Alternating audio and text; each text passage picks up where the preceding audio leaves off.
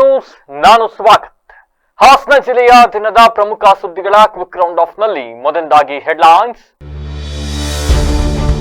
ಶಾಸಕರ ಅನುದಾನದಲ್ಲಿ ರಸ್ತೆ ನಿರ್ಮಾಣ, ಜೆಸಿಬಿಯಿಂದಾಗಿದ್ದು ರಸ್ತೆ ಹಾಳು, ಗ್ರಾಮಸ್ಥರ ಆಕ್ರೋಶ. ಚನ್ನರಾಯಪಟ್ಟಣದಲ್ಲಿ ಯುವತಿ ಸಾವಿನ ಪ್ರಕರಣ, ನ್ಯಾಯಕ್ಕಾಗಿ ಎಸ್ಪಿ ಕಚೇರಿಗೆ ಕುಟುಂಬಸ್ಥರ ಮೊರೆ, ನ್ಯಾಯಕ್ಕಾಗಿ ಮನವಿ. ಬಾಕಿ ಇರುವ ಗೌರವಧನ ತಕ್ಷಣ ಬಿಡುಗಡೆಗೆ ಆಗ್ರಹ, ವಿವಿಧ ನ್ಯಾಯಯುತ ಬೇಡಿಕೆ ಈಡೇರಿಕೆಗೆ ಮನವಿ. ಎಐಟಿಸಿಯು ಇಂದ ಜಿಲ್ಲಾಧಿಕಾರಿ ಕಚೇರಿ ಆವರಣದಲ್ಲಿ ಪ್ರತಿಭಟನೆ. ಪರಿಷ್ಕೃತ ವೇತನ ಜಾರಿಗೆ ಆಗ್ರಹ, ನಗರದಲ್ಲಿ ಹೊರಗುತ್ತಿಗೆ ನೌಕರರ ಬೃಹತ್ ಪ್ರತಿಭಟನೆ, ಹೊರಗುತ್ತಿಗೆ ನೌಕರರ ಆಕ್ರೋಶ.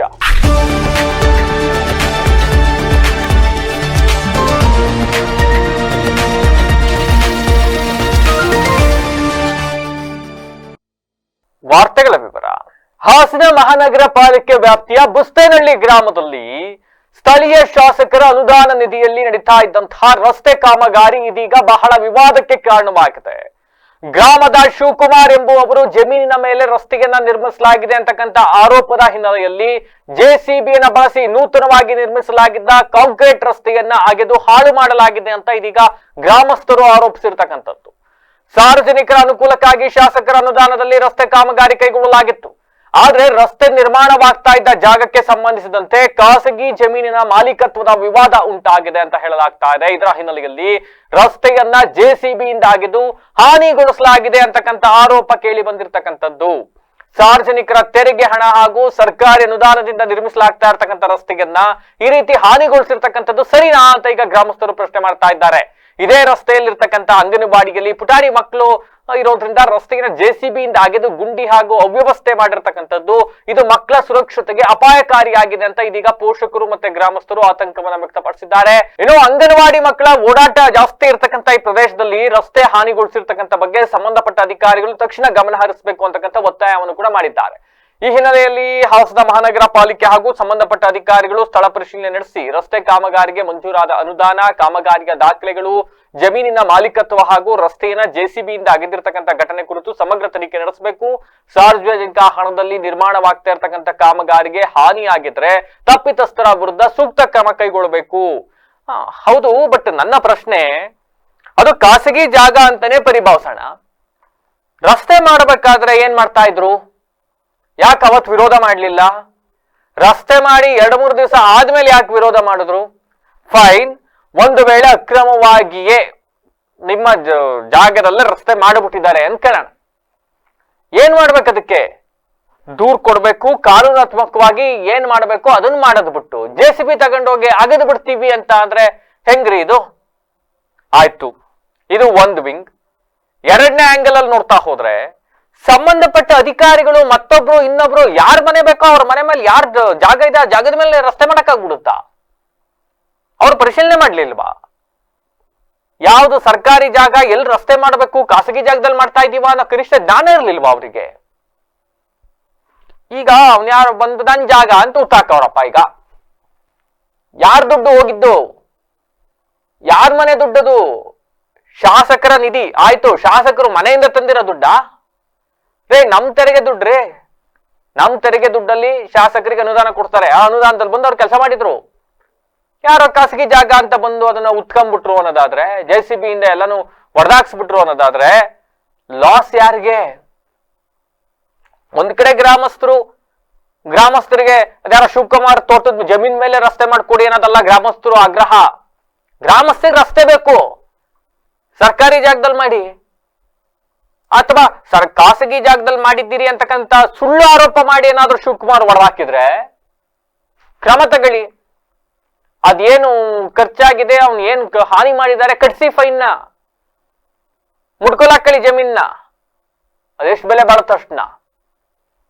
ಇಲ್ಲಿ ತಪ್ಪು ಅಧಿಕಾರಿಗಳಾಗಿದ್ರೆ ಈ ಲಾಸ್ನ ಅಧಿಕಾರಿಗಳಿಂದ ಕಟ್ಸಿ, ತಪ್ಪು ಜಮೀನ್ ಮಾಲೀಕಂದಾಗಿದ್ರೆ ಆ ಲಾಸ್ನ ಜಮೀನ್ ಮಾಲೀಕನಿಂದ ಕಟ್ಸಿ. ಜನರ ತೆರಿಗೆ ದುಡ್ಡು ವೇಸ್ಟ್ ಆಗಕ್ಕೆ ಬಿಡಬೇಡಿ. ಇದ್ರ ಜೊತೆಗೆ ಗ್ರಾಮಸ್ಥರಿಗೆ ಒಂದಿಷ್ಟು ಸಮಸ್ಯೆ ಆಗ್ತಾ ಇದೆ, ಅದಕ್ಕೇನು ಕ್ರಮ ತಗೊಳ್ತೀರಿ ತಗೊಳ್ಳಿ. ಈ ಸ್ಕೂಲು ಗ್ರಾಮಸ್ಥರಿಗೆ ಎಲ್ಲರಿಗೂ ಬೇಕಾಗಿರುತ್ತೆ, ಒಬ್ಬರಿಗಲ್ಲ. ಅಂಗನವಾಡಿ ಇದೆ, ಈ ಸ್ಕೂಲ್ ಇದೆ, ದಾರಿಲಿ ಎಲ್ಲರೂ ತಿರುಗಾಡ್ಕೋಬೇಕು. ರೋಡ್ ಬಂದು ಈ ಥರ ಬಗದಾಗಿ ಹೋಗಿ ನಾನು ಎಷ್ಟು ಹೇಳಿದೆ, ಬೇಡ ಕಣಪ್ಪ ಬಗೆಬೇಡ ಅಂತ ನಾನು ಸಾವಿರಾರು ಸರಿ ಹೇಳಿದೆ. ಅವ್ನು ಕೇಳಲೇ ಇಲ್ಲ. ಒಬ್ಬರೇ ಇಲ್ಲ, ಸಾವಿರಾರು ಜನ ಎಲ್ಲರೂ ತಿರುಗಾಡ್ತಾರೆ. ಒಬ್ಬರೇ ತಿರುಗಾಡ್ತೀವ? ಎಲ್ಲರೂ ತಿರುಗಾಡ್ತಾರೆ. ಅವನಿಗೆ ಏನು ಹೊಟ್ಟೆ ಕಿಚ್ಚಿ ಬಗ್ದಿರೋದು ಇನ್ನದಕ್ಕೆ ಬದ್ರ ಸರ್ ರೋಡ್ ಮಾಡೋದು ಸುಮ್ಮನಿದ್ರು ಸರ್ ರೋಡ್ ಬರೋರಿಗೆ ಬಂದು ಅಳಿಸಿ ಎಲ್ಲ ತೋರಿಸಿ ಹೋಗಿದ್ದ ಇಷ್ಟು ಮಾಡ್ಕೊಳ್ಳಿ ಎತ್ಲಿಗೆ ಅಂತವ ಎಲ್ಲನೂ ಮಾಡ್ಯಾದ್ಮೇಲೆ ಈ ಥರ ಮಾಡಿರೋದು ಕೆಲಸ ನೆನ್ನೆ ಸಹ ಬಂದು ನಾನು ಇದ್ದೆ ಎಷ್ಟು ಹೇಳಿದೆ ಬೇಡ ಕಣಪ್ಪ ಬೇಡ ಬಿಡೋ ಹೊತ್ಲಿಗೆ ಅದೇನೋ ಹೊತ್ಲಿಗೆ ವ್ಯವಸ್ಥೆ ಮಾಡ್ಕೊಂಡು ಬಿಡೋ ಹೊತ್ಲಿಂದ ಹೇಳಿದೆ ಅವ್ನು ಕೇಳಲೇ ಇಲ್ಲ ನಂದು ಇಲ್ಲಿವರೆಗೆ ಬರುತ್ತೆ ಇಲ್ಲಿವರೆಗೆ ಬರುತ್ತೆ ಯಾರ ದಾರಲ್ಲಿ ತಿರುಗಾಡಕ್ಕೆ ದಾರಿ ಆಗಲಿ ಬಿಡೋ ಹೋಗ್ಲಿ ಯಾರ ದಾರೇನು ಸಿಸುವಾರ ಇದೆ ಅಂಗನವಾಡಿ ಇದೆ ಪ್ರತಿಯೊಂದಿದೆ ಗ್ರಾಮ ಠಾಣಕ್ಕೆ ಮಂಜೂರಾಗಿದೆ ಇದು ರೋಡು ಜಿಲ್ಲಾ ಪಂಚಾಯತಿಯಿಂದ ಆಗಿದೆ ಗ್ರ್ಯಾಂಟ್ ಆಗೈತೆ ಜಿಲ್ಲಾ ಪಂಚಾಯತಿಲಿ ಒಂದ್ಸರಿ ಜಲ್ಲಿ ಹಾಕಿ ಯಾರ್ದು ಎಲ್ಲದೂ ಐತೆ ಪಂಚಾಯತಿಲಿ ಆಗಿತ್ತು ಗ್ರ್ಯಾಂಟು ಎಲ್ಲದೂ ಮುಗಿದು ಹೋಗಿತ್ತು ಆದರೂ ಜನಗಳು ಕೊಡಿದ್ಮೇಲೆ ಏನು ಹೊಟ್ಟೆ ಕಿಚ್ಚು ಕೆಲಸ ಮಾಡಿರೋದು 15 ಲಕ್ಷದ್ದು ರೋಡ್ ಇದು MLA ಗ್ರಾಂಟ್ ಇದು ಆಗಿತ್ತು. ಅವರು ಇಲ್ಲಿ ಅವರೇ ಬಂದು ಇಂಜಿನಿಯರ್ ಇವರೆಲ್ಲ ಬಂದು ನೋಡಿ ಅವರೇ ಸರ್ವ್ ಮಾಡಿ ಇದೆಲ್ಲ ನಮ್ಮದು 6 ಅಡಿ ಬಂದಿತ್ತು ಇಲ್ಲಿಗೆ, ಇನ್ನು 6 ಅಡಿ ಅವ್ರು ಬಿಟ್ಟಿದ್ರು, ಈಗ 3 ಅಡಿ ಕಿತ್ತಾಕೋಗ್ಯಾರ ಅವರು. ಈಗ ನೀವು ಮುಂದಿನ ಹೋರಾಟ ಏನು ಮಾಡ್ತೀರಿ, ಏನು ಕೇಳ್ತೀರಿ? ಈಗ ಅದನ್ನೇ ಸರಿ ಮಾಡಿಕೊಡ್ಬೇಕು ಅಷ್ಟೇ. ಈಗ ಕಮೆಂಟ್ ಎಲ್ಲ ಮಾಡಿದ್ದೀರಾ? ರಾತ್ರಿ ಎಲ್ಲ ಕೊಟ್ಟಿದ್ದೀವಿ. ಈ ರೋಡ್ ಎಷ್ಟು ಮನೆಗಳಿದ್ದಾವೆ ಸುತ್ತಮುತ್ತ? ಇಲ್ಲ, ಈ ಒಟ್ಟಿನ 45 ಊರು ಸರ್ ಇದು. ಮಕ್ಕಳು ಇಲ್ಲೇ ಹೋಗ್ಬೇಕು, ಮತ್ತು ಯಾವ್ದಾದ್ರು ಎಲೆಕ್ಷನ್ ಆದರೂ ಇಲ್ಲೇ ಹೋಗ್ಬೇಕು. ಬೂತ್ ಎಲ್ಲ ಇಟ್ಟದಿದೆಯಾ, ಎಲ್ಲರಿಗೂ ಸೌಲಭ್ಯ, ನಮ್ಮ ಒಬ್ಬರಿಗೆಲ್ಲ. ಎಲ್ಲ ಕಟ್ಬೇಕಾರೆ ಏನು ಮಾಡ್ತಿರೋ, ರೋಡ್ ಮಾಡ್ಬೇಕಾರೆ ಅಂತಿದ್ರು. ಆಗ ಸುಮ್ಮನೆ ಇದ್ರಪ್ಪ. ಈಗ ನೆನ್ನೆ ಬಂದು ಏಕಾಏಕಿ ಕಿತ್ತಾಕಿ ಹೋಗ್ಯಾರೆ, ನೆನ್ನೆ ಬಂದು ಏಕಾಏಕಿ ಕಿತ್ತಾಕಿರೋದು ಅಂತೇಳಿ. ಇದು ಗ್ರಾಮ ಪಂಚಾಯತಿಯಿಂದ ಜಿಲ್ಲಾ ಪರಿಷತ್ತಿಂದ ರೋಡ್ ಆಗಿದೆ. ರೋಡ್ ಆಗಿದ್ದನ್ನು ಇವರು ಮೊದಲು ರೋಡ್ ಆಗೋವ್ರಿಗೆ ಸುಮ್ಕಿದ್ದಾರೆ. ಯಾರು ಅದು ಶಿವಕುಮಾರು, ಅವನು ಹಾಸನದಲ್ಲಿದ್ದಾನೆ. 6 ತಿಂಗಳಿಗೆ 3 ತಿಂಗಳಿಗೆ ಒಂದ್ಸತಿ ಯಾವಾಗಲೂ ಬರ್ತಾನೆ. ಈ ದಬ್ಬಾಳಿಕೆ ಮಾಡಿ ನೆನ್ನೆ ಕಿತ್ತಾಕಿ ಹೋಗ್ಯಾನೆ. ಆ ಕೀಳಕ್ಕೆ ಅವನು ಹಕ್ಕು ಯಾವುದೂ ಇಲ್ಲ, ದಬ್ಬಾಳಿಕೆ ಮಾಡಿ ಕಿತ್ತಿರೋದು. ಅವ್ನ ಜಾಗ ಯಾವುದು ಅಂತ ಅವನಿಗೆ ಗೊತ್ತಿಲ್ಲ. ಮೊದಲು ಸರ್ವೆ ಮಾಡಿ ಅಳಿಸು ಅಂತ ನಾನು ಹೇಳಿದೆ. ಆ ಸರ್ವೆ ಯಾವುದು ಅಂತಲ್ಲ ಗೊತ್ತಿಲ್ಲ. ಅಳಿಸು ಅಂತ ಏನು ಹೇಳಿದೆ, ನೀವು ಅಪ್ಪನೇ ಹೆಸರಲ್ಲಿ ಇದೆ ಅಂತ ಹೇಳಿದೆ. ನಿಮ್ಮ ಅಪ್ಪನೇ ಹೆಸರು ಅಳಿಸೋ ತಗೊಳ್ಳ ಸುಮ್ಕಿರು, ಅಳಿಸ್ಬಿಟ್ಟು ನೀನು ಆಮೇಲೆ ನೀನು ಕೈ ಹಾಕು ಅಂತ ಹೇಳಿದೆ ನಾನು. ಕೈ ಹಾಕಿ ಹೇಳುವ ಅದು ನನಗೆ ಗೊತ್ತಿಲ್ಲ. ಮೊದಲು ಇದು ಸರ್ವೆ ಉರಿ ಕೊಟ್ಟಿದ್ದಲ್ಲ ಕಂಟಾಡ್ದಾರಿಗೆ, ಅವೆಲ್ಲ ನನಗೆ ಗೊತ್ತಿಲ್ಲ. ಕಂಟಾಡ್ತಾರೆ ನಾನು ಹಿಂಸೆ ಕೊಡ್ತಾರಪ್ಪ, ನೀವು ಕೂದಾಕಿ ನಾನು ರೋಡ್ ಬಗ್ದಾಕ್ತೀರಿ ಆಮೇಲೆ ನೋಡ್ಕೊಳ್ಳೋಣ ಅಂತ ಅವರು ಹೇಳಿದರು. ನಾನು ಬೇಡ, ನಾನು ಅವ್ರು ಸರ್ವೆ ತಂದು ಅಳಿಸ್ಲಿ. ನಾವು ಈ ಜಾಗ ಅಳಿಸಿದ್ವಿ. ಯಾವಾಗ ಈ 29ನೇ ತಾರೀಕು ಸರ್ವೆನಲ್ಲಿ 29ನೇ ತಾರೀಕಲ್ಲಿ ಅಳಿಸಿದ್ದೀವಿ ನಾವು. ಈಗ ಗೌರ್ಮೆಂಟ್ ಸರ್ವಿಂದ ನಮ್ಮ ಸರ್ವೆ ಇಲ್ಲಿ ಇದೆ. ಅವನದಿರೋದು ಬರೀ 3 ಅಡಿ ಜಾಗ ಬಿಟ್ಟಾರೆ, ಅದನ್ನು ಕೂಡ ಕಿದಾಕಿರೆ ಅವನ ಜಾಗ ಎಲ್ಲ ಐತಿಲ್ಲಿ. ಎಲ್ಲ ನಮ್ಮಂಗೆ ಅವ್ನು ಸರ್ವಿಸ್ ಅಮ್ಮನ ಬಿಡಲಿ. ಈಗ ದಾರಿಗೆ ಹೆಂಗೆ ಹೋಯ್ತಾರೆ, ಇದೇ ರೋಡ್ ಹೋಗ್ತಾನೆ ಇಲ್ಲ, ಅವ್ರು ಆಕಾಶದಿಂದ ಆಡಿ ಬಂದು ಎಳಿತಾನೆ ಅವನು. ಮೊನ್ನೆ ಅಷ್ಟೇ ಚನ್ನರಾಯಪಟ್ಟಣದಲ್ಲಿ ಯುವತಿಯೊಬ್ಬಳು ಅನುಮಾನಾಸ್ಪದವಾಗಿ ಮೃತಪಟ್ಟ ಪ್ರಕರಣಕ್ಕೆ ಸಂಬಂಧಿಸಿದಂತೆ ಇದೀಗ ಪೊಲೀಸರಿಂದ ನ್ಯಾಯ ಸಿಕ್ಕಿಲ್ಲ ಅಂತ ಆರೋಪಿಸಿ ಯುವತಿಯ ಕುಟುಂಬಸ್ಥರು ಜಿಲ್ಲಾಧಿಕಾರಿ ಕಚೇರಿಗೆ ತೆರಳಿ ನ್ಯಾಯಕ್ಕಾಗಿ ಮನವಿಯನ್ನ ಮಾಡಿದ್ದಾರೆ. ಯುವತಿಯನ್ನ ಪ್ರೀತಿಸ್ತಾ ಇದ್ದ ನವೀನ್ ಎಂಬ ಯುವಕ ಸೇರಿದಂತೆ ಪ್ರಕರಣದಲ್ಲಿ ಶಂಕಿತ ವ್ಯಕ್ತಿಗಳ ವಿರುದ್ಧ ಸೂಕ್ತ ತನಿಖೆ ನಡೆಸಿ ತಪ್ಪಿತಸ್ಥರ ವಿರುದ್ಧ ಕಾನೂನು ಕ್ರಮ ಕೈಗೊಳ್ಳಬೇಕು ಅಂತ ಕುಟುಂಬಸ್ಥರು ಇದೀಗ ಆಗ್ರಹಿಸಿದ್ದಾರೆ. ಇನ್ನು ಮೃತ ಯುವತಿಯ ತಾಯಿ ಮಾತನಾಡಿದ್ದಾರೆ. ನಮ್ಮ ಮಗಳಿಗೆ ಚನ್ನರಾಯಪಟ್ಟಣ ಪೊಲೀಸ್ ಠಾಣೆಯಲ್ಲಿ ನ್ಯಾಯ ದೊರಕ್ತಾ ಇಲ್ಲ. ಈ ಹಿನ್ನೆಲೆಯಲ್ಲಿ SP ಕಚೇರಿ ಬಳಿ ನ್ಯಾಯಕ್ಕಾಗಿ ಬಂದಿರತಕ್ಕಂಥದ್ದಾಗಿ ತಿಳಿಸಿದ್ದಾರೆ. ನಮ್ಮ ಮಗಳ ಸಾವಿನ ಪ್ರಕರಣದಲ್ಲಿ ನಿಜವಾದ ಕಾರಣವನ್ನ ಪತ್ತೆ ಹಚ್ಚಿ ತಪ್ಪಿತಸ್ಥರನ್ನ ಬಂಧಿಸಿ ನ್ಯಾಯ ಒದಗಿಸಬೇಕು ಅಂತ ಕೇಳಿದ್ದಾರೆ. ಇನ್ನು ಇದೇ ವೇಳೆ ರೈತ ಸಂಘದ ರಾಜ್ಯ ಉಪಾಧ್ಯಕ್ಷ ಸೋಮಶೇಖರ್ ಮಾತನಾಡಿ, ಯುವತಿಯ ಸಾವಿನ ಪ್ರಕರಣದಲ್ಲಿ ಮರಣೋತ್ತರ ಪರೀಕ್ಷೆ ಸೇರಿದಂತೆ ತನಿಖೆಯ ಕ್ರಮಗಳ ಬಗ್ಗೆ ಕುಟುಂಬಸ್ಥರಿಗೆ ಅನುಮಾನಗಳಿದ್ದಾವೆ. ಪ್ರಕರಣಕ್ಕೆ ಸಂಬಂಧಿಸಿದಂತೆ ಪೊಲೀಸ್ ಇಲಾಖೆ ಸೂಕ್ತ ಕ್ರಮ ಕೈಗೊಳ್ಳಬೇಕು. ಯುವತಿಯ ಸಾವಿನ ಪ್ರಕರಣಕ್ಕೆ ಸಂಬಂಧಿಸಿದಂತೆ ಪ್ರತಿಭಟನೆ ನಡೆಸಿದ್ರು ಕೂಡ ಇದುವರೆಗೂ ಕೂಡ ಸಮರ್ಪಕ ನ್ಯಾಯ ದೊರಕ್ತಾ ಇಲ್ಲ ಅಂತ ಅಸಮಾಧಾನವನ್ನ ವ್ಯಕ್ತಪಡಿಸಿದ್ದಾರೆ. ಇನ್ನು ಬಡ ಹಾಗೂ ಸಾಮಾನ್ಯ ಕುಟುಂಬಗಳಿಗೆ ನ್ಯಾಯ ದೊರಕಿಸುವುದಕ್ಕೆ ಸಂಬಂಧಪಟ್ಟ ಎಲ್ಲಾ ಇಲಾಖೆಗಳು ಸಹಕಾರವನ್ನ ನೀಡಬೇಕು. ಪ್ರಕರಣವನ್ನ ನಿಷ್ಪಕ್ಷಪಾತವಾಗಿ ತನಿಖೆ ನಡೆಸಿ ನಿಜವಾದ ತಪ್ಪಿತಸ್ಥರು ಯಾರೇ ಆಗಿದ್ರು ಕೂಡ ಅವರ ವಿರುದ್ಧ ಕಾನೂನು ಕ್ರಮ ಕೈಗೊಳ್ಳಬೇಕು ಅಂತ ಒತ್ತಾಯಿಸಿದ್ದಾರೆ. ನನ್ನ ಮಗಳಿಗೆ ಚನ್ನರಾಯಪಟ್ಟಣ ಸ್ಟೇಷನ್ನಲ್ಲಿ ನ್ಯಾಯ ಸಿಕ್ಕಿಲ್ಲ, ಇಲ್ಲಿ ನ್ಯಾಯ ಸಿಗಬೇಕು, ಅದಕ್ಕೋಸ್ಕರ ಇಲ್ಲಿಗೆ ಬಂದಿದ್ದೀನಿ. ದಯವಿಟ್ಟು ನನ್ನ ಮಗಳನ್ನ ಲವ್ ಮಾಡ್ತಿದ್ದ ನವೀನ ಅನ್ನೋ ಹುಡುಗ, ಅವನು ಬಂದು ನೇಣಾಕಿ ಹೊಡೆದು ನೇಣಾಕಿ ಹೋಗವನೆ. ಈಗ ಏನೂ ನ್ಯಾಯ ಸಿಗ್ತಾ ಇಲ್ಲ ನಮಗೆ ಚನ್ನರಾಯಪಟ್ಟಣದಲ್ಲಿ, ಅದಕ್ಕೋಸ್ಕರ ಇಲ್ಲಿಗೆ ಬಂದಿದ್ದೀನಿ. DC ಮೇಡಮ್ ಎಲ್ಲವನ್ನೂ ಗೊತ್ತಿಲ್ಲ ಸರ್, ಸ್ಟೇಷನಲ್ಲಿ ಅವನೇ ಅಂತ ಹೇಳ್ತಾವ್ರೆ. ಅದೆಲ್ಲವನೇ ಅಂತ ನಮಗಿನ್ನೂ ಗೊತ್ತಿಲ್ಲ. ಸ್ಟೇಷನಲ್ಲಿ ಅವನೇ ಅಂತ ಅವ್ರು ಹೇಳ್ತಾವ್ರೆ. ನಮಗೆ ನ್ಯಾಯ ಬೇಕು ಸರ್, ನಮಗೆ ನನ್ನ ಮಗಳಿಗೆ ನ್ಯಾಯ ಕೊಡಿಸ್ಬೇಕು. ಹಂಗೆ ಮಾಡಿ ಇದು ಮಾಡಿದ್ರು, ಅವರು ಅರೆಸ್ಟ್ ಮಾಡಿ ಅವನ್ನ ಇದು ಮಾಡ್ತಾ ಇಲ್ವಲ್ಲ, ಅದಕ್ಕೋಸ್ಕರ ನನಗೆ ನ್ಯಾಯ ಬೇಕು. ನನ್ನ ಅವನ್ನ ಅರೆಸ್ಟ್ ಮಾಡಬೇಕು, ನನ್ನ ಮಗಳಿಗೆ ನ್ಯಾಯ ಕೊಡಿಸ್ಬೇಕು. ನನಗೆ ಶನಿವಾರ ನನಗೆ 1-1:30 ಹೇಳಿದರು. ಫೋನ್ ಮಾಡಿದಾಗ ಪೋಸ್ಟ್ಮಾರ್ಟಮ್ ಮಾಡಿದರೆ ಪೋಸ್ಟ್ಮಾರ್ಟಮ್ಗೆ ಏನು ಮಾಡಿದ್ದಾರೆ ಇವರೆಲ್ಲ ಪೊಲೀಸಲ್ಲಿ ಇಲಾಖೆಗೆಲ್ಲ ದುಡ್ಡು ಕೊಟ್ಟು ಅವ್ರು ಬೇಕಾದಂಗೆ ಏನೂ ಇಲ್ಲ, ಹುಡುಗಿನೇ ಮಾಡ್ಕೊಂಡಿರೋದು ಅಂತ ಈ ಥರ ಮಾಡಿದ್ದಾರೆ.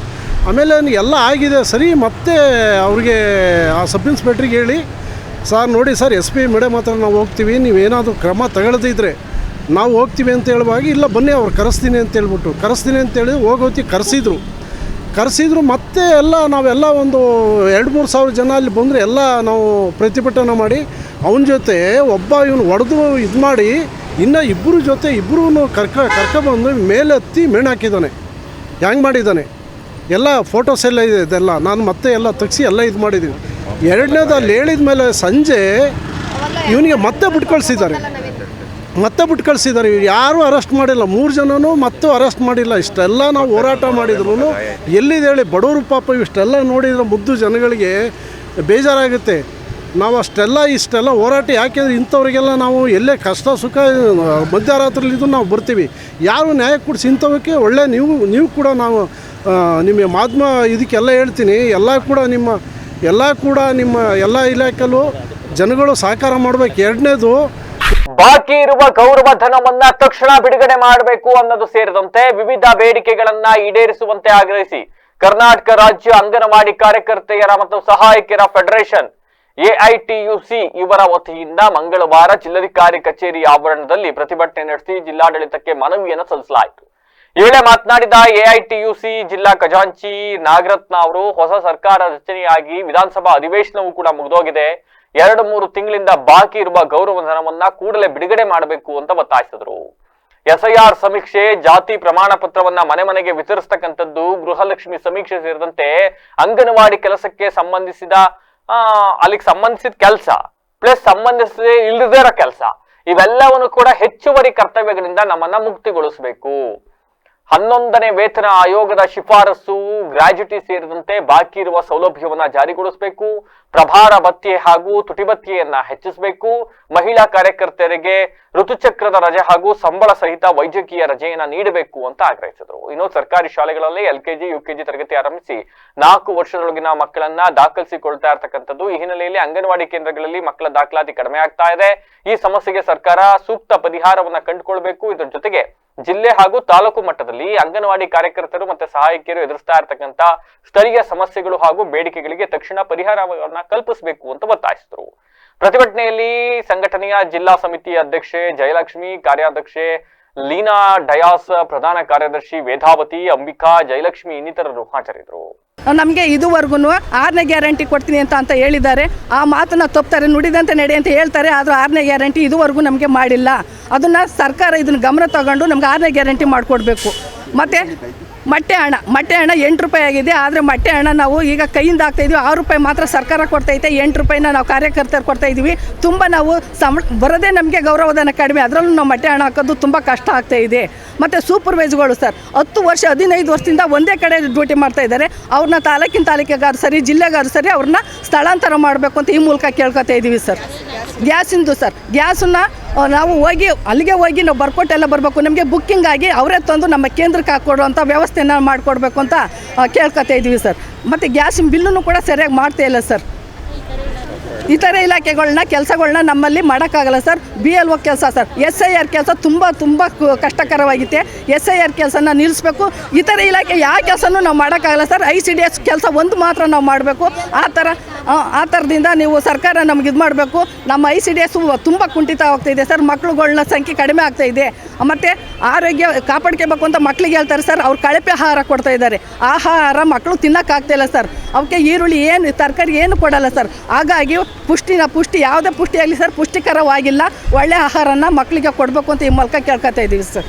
ಆರೋಗ್ಯ, ವೈದ್ಯಕೀಯ, ಶಿಕ್ಷಣ ಹಾಗೂ ಆಯುಷ್ ಇಲಾಖೆಗಳ ವಿವಿಧ ವೃಂದಗಳಲ್ಲಿ ಕಾರ್ಯನಿರ್ವಹಿಸ್ತಾ ಇರುವ ಹೊರಗುತ್ತಿಗೆ ನೌಕರರಿಗೆ ಇತ್ತೀಚೆಗೆ ಪರಿಷ್ಕರಿಸಲಾಗಿದ್ದ ಕನಿಷ್ಠ ವೇತನ ಪದ್ಧತಿಯನ್ನ ಸರ್ಕಾರ ಹಿಂಪಡೆಯಲು ಮುಂದಾಗಿರುವುದನ್ನು ವಿರೋಧಿಸಿ ಕರ್ನಾಟಕ ರಾಜ್ಯ ಆರೋಗ್ಯ ಇಲಾಖೆ ವಿವಿಧ ವೃಂದದ ಹೊರಗುತ್ತಿಗೆ ನೌಕರರ ಸಂಘದ ನೇತೃತ್ವದಲ್ಲಿ ಸಾವಿರಾರು ಮಂದಿ ಹಾಸನದಲ್ಲಿ ಬೃಹತ್ ಪ್ರತಿಭಟನೆ ನಡೆಸಿದ್ದಾರೆ. ಬರೀ ಪ್ರತಿಭಟನೆ ಅಲ್ಲ, ಬೃಹತ್ ಪ್ರತಿಭಟನೆ ನಡೆಸಲಾಗಿದೆ.